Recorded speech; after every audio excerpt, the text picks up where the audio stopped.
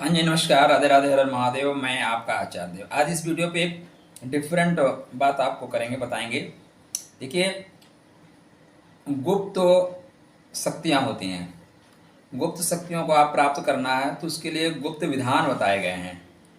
हमारे यहाँ 4 नवरात्र बताई गई हैं। उसमें से 2 नवरात्रि गुप्त नवरात्र होती है। एक माघ मास में पड़ती है और एक आषाढ़ मास में पड़ती है। तो आज से ही दरअसल नवरात्रि आरंभ हो चुकी है, लेकिन क्योंकि प्रातःकाल अमावस्या तिथि होने से कल से मतलब 30 तारीख से नवरात्रि गुप्त नवरात्रि मनाई जाएगी। तो 30 तारीख से आप इसको आराधना कर सकते हैं, उपासना कर सकते हैं। इस अवसर का आप लाभ उठा सकते हैं। सारी विधियां सेम उसी तरह होती हैं जैसे नवरात्र मनाई जाती हैं, लेकिन ये गुप्त तरीके से होती हैं, ढोल नगाड़े बजा के नहीं होते। तो कलश स्थापन आप करना चाहें कलश स्थापन कर सकते हैं। 5:26 से 6:43 तक का जो समय है और बेहतरीन समय है कलश स्थापन का। देखिए, इस बार विशेष संयोग बन रहा है। संयोग ये बन रहा है कि 30 जून को गुरु पुष्य योग बन रहा है। और गुरु महाराज अभी जो योग बन रहा है, देखिए कैसे बन रहा है। शनि अभी जो है कुंभ में ही है, स्वग्रही हैं, यद्यप वक्री हैं। गुरु महाराज मीन में हैं, स्वग्रही हैं। मंगल महाराज मेष में हैं, स्वग्रही हैं। शुक्र महाराज वृषभ में हैं, स्वग्रही हैं। और 2 दिन बाद बुध भी हो जाएंगे स्वग्रही। जब स्टार्ट कर रहे हैं तो चंद्रमा भी आपको मिलेंगे स्वग्रही। तो इस तरह से 5 या 5 से अधिक ग्रह स्वग्रही हैं। तो ये स्वग्रही ग्रह कहते हैं कि खुद के लिए काम करना शुरू करिए, खुद के लिए जागृत होइए। तो गुरु पुष्य योग बनेगा, सर्वार सिद्ध योग बनेगा, अमृत सिद्ध योग बनेगा और अडाल और विडाल योग भी बने हैं। तो इतने मुहूर्त, इतने शुभ मुहूर्त, 5 शुभ मुहूर्त बनने से निश्चित रूप से आपको इसका लाभ उठाना चाहिए। आप देखें तो प्रथम दिन ध्रुव योग, व्याघात योग बन रहे हैं। वहीं अगर राशि के अनुसार बात करें तो मेष, कर्क, तुला और मकर राशि वालों के लिए रुचक योग बनेगा। कौन सा बनेगा? रुचक योग, क्योंकि मंगल आपके केंद्र में होंगे तो रुचक योग बनाएंगे। वहीं वृषभ, कन्या, वृश्चिक, कुंभ राशि वालों के लिए शनि महाराज सस्य योग का निर्माण करेंगे। सस्य योग आपको जमीन से आसमान तक का सफर करा सकता है। रुचक योग आपको संपन्नता देता है, साहस देता है, क्षमता देता है कि आप कुछ नया कर पाएं। मिथुन, कन्या, धनु, मीन राशि वालों के लिए हंस और मालव्य योग, गुरु हंस योग बनाएंगे और यहाँ पे मालव्य योग बनता हुआ दिखाई दे रहा है। तो क्या होगा? नवीन कार्य आप करना चाहें तो बहुत अच्छा है। विवाद निपटाने के लिए या समझौता के लिए आप आगे बढ़ना चाहें, बहुत अच्छा है। रूठे हुए लोगों को मनाने के लिए बहुत अच्छा माना गया है। तो यह जो आषाढ़ माह की गुप्त नवरात्रि 30 जून मतलब गुरुवार से आरंभ हो रही है, इसका समापन 8 जुलाई शुक्रवार को होगा। तो इसका आप निश्चित रूप से लाभ उठाएं। अगर कलश स्थापना आप सुबह नहीं कर पाते तो फिर अभिजित मुहूर्त में आप कर सकते हैं। अभिजित मुहूर्त 11:57 से लेकर 12:53 तक दिखाई दे रहा है। अब मेष लगन से लेकर मीन लगन तक सभी लोगों को इसका लाभ उठाना चाहिए, सभी लोगों को लाभ उठाना चाहिए। लेकिन ये एक गुप्त राशि है। 12 राशियों में एक राशि को गुप्त राशि मैं मानता हूँ, आप लोग माने या ना माने। मेरा ऐसा मानना है कि परमात्मा अपने जो गुप्त कार्य कराने के लिए गुप्त कार्य करना चाहते हैं, गुप्त तरीके से कार्य संसार में करवाना चाहते हैं, उसके लिए जिनको भेजा गया है वो वृश्चिक राशि के जातक हैं। वृश्चिक लग्न के जातक गुप्त तरीके से कार्य करने वाले होते हैं। उनके कार्यों को जल्दी पकड़ नहीं पाता कोई, उनके काम हो जाते हैं तब पता चलता है। जैसे अपने आदरणीय नरेंद्र मोदी जी ढिंढोरा नहीं पीटते, वो काम कर ले जाते हैं तब पता चलता है अच्छा ये प्लानिंग चल रही थी क्या। तो आप लोग उत्पन्न हुए हैं गुप्त कार्य करने के लिए। कैसे करेंगे? जब तक कोई शक्ति नहीं आएगी, शक्ति संपन्न नहीं होगी तो कैसे करेंगे? देखिए, इस दुनिया में शक्ति की ही पूजा होती है। अगर हमारे सामने जो हमारे इष्ट देव हैं वो खड़े ना हो पाएँ या हनुमान जी लड़खड़ा के चलें तो पूजा करेंगे क्या? हम हनुमान जी की पूजा इसीलिए करते हैं कि एक मुष्टि के प्रहार से धरा धाम के 2 खंड हो जाएंगे। गदा का एक प्रहार हुआ नहीं कि जमीन पाताल में जा सकती है। तो भय बिनु होए न प्रीत, शक्ति की आराधना होती है। और जो शिव में ई है ना, वही शक्ति है। शिव का ई निकाल दीजिए तो शिव माने 100 हो जाएगा। और 100 की पूजा नहीं होती। तो शक्ति बहुत महत्वपूर्ण है। जब महाभारत का रण होना शुरू हुआ तो भगवान कृष्ण अर्जुन से कहते हैं कि अर्जुन तू पशुपत अस्त्र के लिए तैयारी करो, पशुपतास्त्र चाहिए। तो अर्जुन कहते हैं कि प्रभु इतना अस्त्र मेरे पास है, क्या करेंगे? बोले नहीं, इसका उपयोग हो या ना हो लेकिन तुम्हारे पास होना चाहिए। क्या? तुम्हारे पास होना चाहिए। शक्ति अर्जन का पर्व है, शक्ति अर्जन करिए। वृश्चिक लग्न, वृश्चिक राशि, देखिए आप लोग परमात्मा के गुप्त कार्य करने के लिए आए हैं और बड़ी पीड़ा में रहते हैं। क्योंकि परमात्मा का कार्य करने के लिए आए हैं तो पीड़ा तो रहेगी। आपका जो चंद्रमा जो है यहाँ पे चला जाता है तो स्टार्टिंग में 320 डिग्री तक तो नीच के रहेंगे, लेकिन उसके बाद भी अगर वो शनि के अनुराधा में जाते हैं या बुध के ज्येष्ठा में जाते हैं तो उसका प्रभाव रहता है। मतलब एक बार किसी को ढंग से अगर आप बेइज्जत कर दीजिए तो उबर नहीं पाता। कोई दुखी हो जाए तो उसको उबरने में समय लगता है। तो चंद्रमा यहाँ वृश्चिक के जल में जाके अपने आप को मलिन पाता है। शनि के साथ, बुध के साथ काम करने में उसको मजा नहीं आता। तो यहाँ पे आपके साथ अब क्या करना है, अपने चंद्रमा को मजबूत करने के लिए योग में जाइए, ध्यान में जाइए। चंद्रमा का सबसे बेहतर उपाय क्या है? जल के समीप योग करना, जल के समीप बैठना। जितना आप जल के सानिध्य में रहेंगे उतना आपका चंद्रमा स्ट्रांग होगा। मोती से भी बेहतर उपाय होता है जलाशय के पास बैठ के ध्यान लगाना। ध्यान आपके चंद्रमा को उच्चता प्रदान कर देगा। आप जिनकी मैं बात किया उनको देखिए, अक्सर वो ध्यान में रहते हैं क्योंकि उनके चंद्रमा भी तो अनुराधा में ही हैं, वृश्चिक के हैं। तो क्या कारण है कि वो उतनी ऊंचाई तक प्राप्त कर गए और आप आज भी अब रुदन कर रहे हैं, क्रंदन कर रहे हैं? तो उत्तिष्ठ जागृत, उठिए, जागिए, साधना की ओर बढ़िए। आपके चतुर्थ भाव में शनि इस समय गोचर कर रहे हैं, उस साधना की ओर ले जाना चाहते हैं। गुरु पंचम भाव में है लेकिन वो शनि के नक्षत्र उत्तर भाद्रपद में है। शनि गुरु महाराज उत्तर भाद्रपद में चल रहे हैं। तो यहाँ पे भी आपको शनि चाहते हैं कि आप ध्यान में जाएं। गुरु स्वतः आपको ध्यान में ले जाने के लिए अग्रसर हैं। मंगल और राहु 10 अगस्त तक आपके लिए शत्रुहंता योग बनाए हैं। जीवन में सबसे बड़ा शत्रु कौन है? माया, मोह, सकल व्याधिन कर मूला। जो आपको कष्ट पहुंचा रहे हैं ना, उन्हीं का आप मोह नहीं छोड़ पा रहे हैं। जिनके लिए जीवन पर्यंत आपने कार्य किया, दरअसल आज उन्होंने आपके लिए क्या किया? सोचिए, ये वक्त है सोचने का। वो कल भी आपका यूज़ कर रहे थे, आज भी आपका यूज़ करेंगे। कल भी आपको डस्टबिन में फेंक रहे थे, आज भी आपको डस्टबिन में यूज़ एंड थ्रो वाली पॉलिसी उनके साथ है। तो ये काटने का है, बंधन काटने का समय है। मंगल अंगारक योग में चल रहे हैं, जला देंगे। जो पाप हैं, साप हैं, ताप हैं, उनको जला देने के लिए आए। यहाँ पे शत्रुहंता योग का निर्माण कर रहे हैं। तो सबसे बड़ा शत्रु कौन है? सबसे बड़े शत्रु है अज्ञानता, अपने आप को ना जान पाना। परमात्मा ने तो आपको हीरा बनाया है, अब आप आवरण में दबे हुए हो, ये अलग बात है।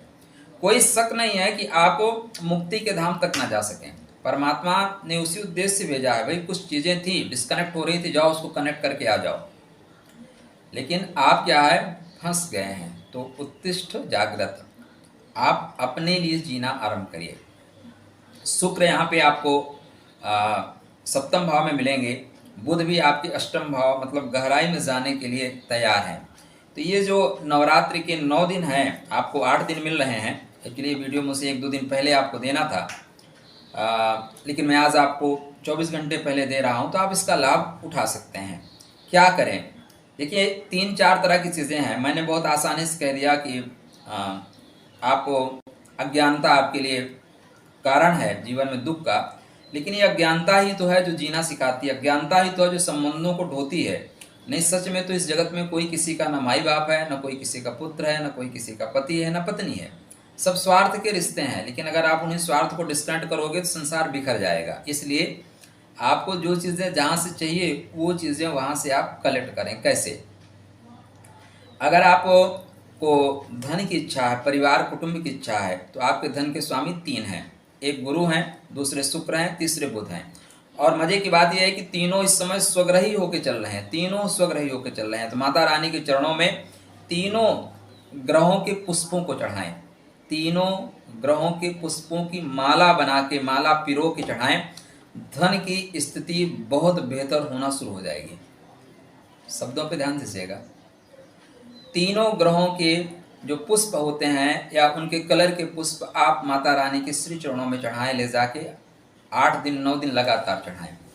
आपको धन की स्थिति ठीक हो जाएगी। धन की विशेष इच्छा है तो माता रानी के सामने ही बैठकर आप दुर्गा सप्तशती के किसी मंत्र का जाप करें। उसके बाद आप लक्ष्मी जी के मंत्रों का जाप करिए। आप 9 दिन में अपनी धनात्मक स्थिति को बेहतर होते हुए पाएंगे।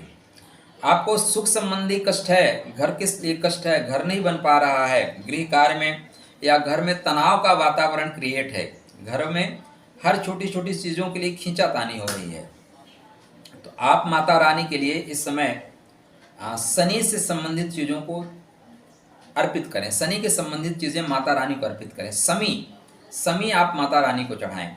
माता रानी के श्री चरणों में समी ले जाकर चढ़ाएं और वहीं पे बैठ के आप शनि का मंत्र का जाप करते हुए, देखिए यहाँ पे परेशानी क्या आ रही है, जो आपके चतुर्थ भाव में प्रॉब्लम क्रिएट हो रही है वो सतभिषा की वजह से हो रही है। किसकी वजह से? सतभिषा की वजह से। और आपके जीवन में जो दाम्पत्य जीवन में परेशानी आ रही है, संबंधों में परेशानी आ रही है, वो रोहिणी की वजह से आ रही है। रोहिणी आपका वीक हो गया है। आपके कुंडली में जो आपके पैसे के स्रोत नहीं बन रहे हैं, पैसे आ नहीं रहे हैं, वो हस्त नक्षत्र की वजह से नहीं आ रहे हैं। हस्त आपका वीक हो गया है। आपको लोग सपोर्ट नहीं कर रहे हैं, आपकी लोग बात नहीं मान रहे हैं, आप हर जगह ठगे जा रहे हो। वो पुनर्वसु, पुष्य और अश्लेषा की वजह से, अश्लेषा की वजह से ज़्यादा परेशानी आ रही है। तो इन जो ग्रह हैं, इनके वृक्षों का आप इस नवरात्र में रोपण कर सकते हैं। जो भी परेशानी आपका है उस वृक्ष को आप रोपण करिए। जैसे उस वृक्ष का आप जमीन में रोपण करेंगे, परेशानी भी उसी समय गड्ढे में चली जाएगी। धीरे धीरे निरंतर आप आगे बढ़ते जाएंगे। तो धन के लिए मैंने आपको उपाय बताया, ऐसा काम करिए। घर के लिए, गृह संबंधी कार्य के लिए एक माता रानी के लिए लकड़ी का घर बना के, एक लकड़ी का घर बना के उनके श्री चरणों में रख दीजिए और 9 दिन इसी कामना के साथ आप उपासना करें कि माता एक आवास, छोटा सा आवास दे दो, उसमें मैं तुम्हारे एक प्रतिमा, एक फोटो लगा के जिससे मैं रख सकूं, शांति से आराधना कर सकूं। संभव है तो काली की उपासना करें। दुर्गा के साथ साथ जो काली का स्वरूप है उसकी उपासना करें। वो आपको ध्यान के गहराई में ले जाएंगे। क्या? ध्यान के गहराई में ले जाएंगी। तो आपका आवासीय सुख आपको मिल जाएगा। दाम्पत्य के लिए हमने बताया आपको, दाम्पत्य जीवन में बहुत परेशानी है। कुछ लोगों की उम्र हो सकती है, वृश्चिक लगन, वृश्चिक राशि वालों के लिए 24 ही हो, 28 ही हो, 30 ही हो, बच्चे छोटे छोटे हों, और मैं कह रहा हूँ अध्यात्म में आप प्रवेश करिए, तो फिर उनका जो बच्चों का देख रेख ना करने का पाप लगेगा, उसका जिम्मेदार कौन होगा? मैं थोड़ी ना होऊंगा, आप ही होंगे। इसलिए दाम्पत्य जीवन को सुधारने के लिए एक बहुत बेहतर मैं मंत्र आपको बता रहा हूँ। 9 दिन में अधिक से अधिक लाभ करिए। 11,000 कर लीजिए, 32,000 कर लीजिए, लाभ हो जाएगा। ओम ध्राम ध्रीं दुर्जटे पत्नीम वाम Vim वाग्धीश्वरी cram cream Kalika Devi श्राम SIM में शुभमपुर। दुर्गा सप्तशती में जाइए, सिद्ध कुंज का स्त्रोत में ये मंत्र मिलेगा। नमस्ते रुद्रोपणे, नमस्ते मधुमर्दनी, नमः कैटभारण, इसी में अगली पंक्ति ये मंत्र मिलेगा। इसका जाप करें और मैं आपको वादा करता हूँ, दावे के साथ बोलता हूँ, जैसे आप 9 दिन के पश्चात हवन करेंगे आपको 100% लाभ होगा। कितने परसेंट? 101% लाभ होगा। कोई कानूनी विवाद चल रहा है, क्योंकि वृश्चिक लगन वालों का दाम्पत्य जीवन और गृह संबंधी कोई न कोई कानूनी विवाद चलता रहता है। आप कानूनी विवाद लंबा खिंच रहा है, आप चाहते हैं कि छुटकारा मिल जाए। क्या मिल जाए? छुटकारा मिल जाए। तो इस 9 दिन में या 8 दिन में आप संकल्प युक्त होकर, ठीक है ना, माता रानी के 32 नामावली के दुर्गा दुर्गा शमनी दुर्गा पाप निवारणी, इस मंत्र का जाप करिए। 32 नामावली। और देखिए, अगर कर सकें तो 32,000 कर पाएँ, लेकिन 32,000 आप कर नहीं पाएंगे। 1,000 करने में आपको कम से कम 8 घंटे लगेंगे, और 8 घंटे निकालना मुश्किल होता है। 8 घंटे निकालने के लिए आपको कम से कम 20 घंटे लगेंगे, तब निकलेगा। और भी तो कार्य हैं घर के।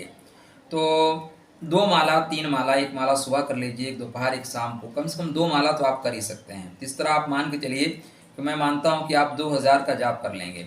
2,000 जाप करने के पश्चात सफ़ेद तिल और मधु से आप हवन करिए। ऐसा आप करते हैं तो शत्रु पे विजय मिलेगी। आपका कानूनी जो केस चल रहा है उसमें जो अड़चने आ रही हैं वो दूर होंगी, और वहाँ पे आपको सफलता निश्चित रूप से मिलेगी। ठीक है ना? शत्रु अगर आपके ज़्यादा प्रभावी हो रहे हैं, अगल बगल वाले परेशान कर रहे हैं, घर के लोग नुक्ताचीनी कर रहे हैं, तो इसी में आप हर चीज़ के लिए अलग अलग सारी दवाओं को मिक्स मत करिएगा। ठीक है ना? मिक्स फूड बना लीजिए, गड़बड़ हो जाएगा। एक जो आपको रोग है उसके लिए मैं अलग अलग बता रहा हूँ, तो उसका उपचार करिएगा। बेवजह लोग परेशान कर रहे हैं, शत्रुता कर रहे हैं, सिर्फ आपकी टांग खिंचाई कर रहे हैं, आपकी अच्छाई नज़र नहीं आ रही है, सिर्फ टांग खींच रहे हैं, तो आप बंगलामुखी माँ के शरण में चले जाइए, बंगलामुखी मंत्र का जाप करिए। ओम ह्रीम बंगलामुखी सर्वदुष्टानां वाचम मुखम पद्मस्तंभा जीवाम कीलम बुद्धिम। इस मंत्र का आप जाप करिए, अधिक से अधिक जाप करिए, 11,000 बार कर सकते हैं आप, करिए, आपको तत्काल लाभ हो जाएगा, तुरंत लाभ हो जाएगा। आपकी कुंडली में ऐसी दशा चल रही है कि इसमें आप रोग पीड़ित हैं। क्या है? रोग पीड़ित हैं, रोग आपको घेर के रखे हैं।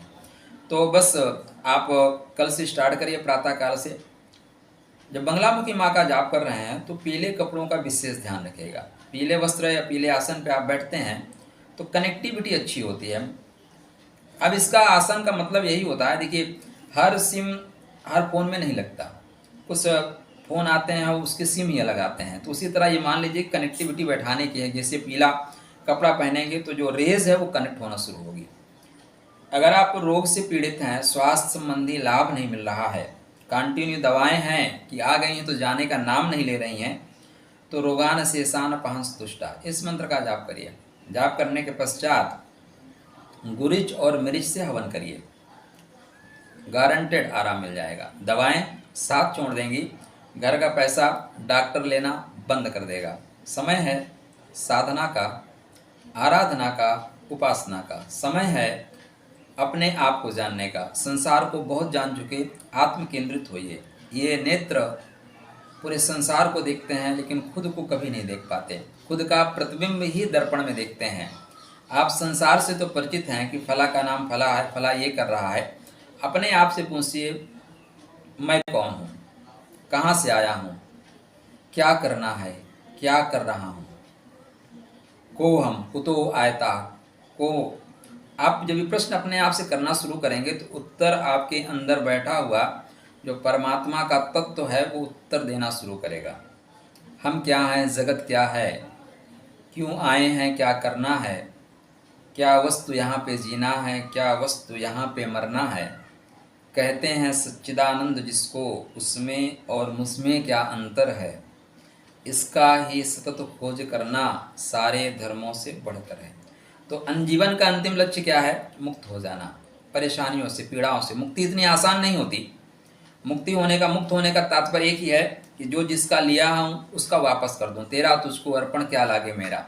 जब तक खष्टम भाव, आपका जो ऋणानुबंध है, ऋण है, वो समाप्त नहीं होगा तब तक आप मुक्ति की ओर नहीं जाएंगे। क्योंकि मुक्ति का पूरक क्या है? खष्टम भाव। मतलब खष्टम भाव समाप्त, टक से आप मुक्ति की ओर बढ़ गए।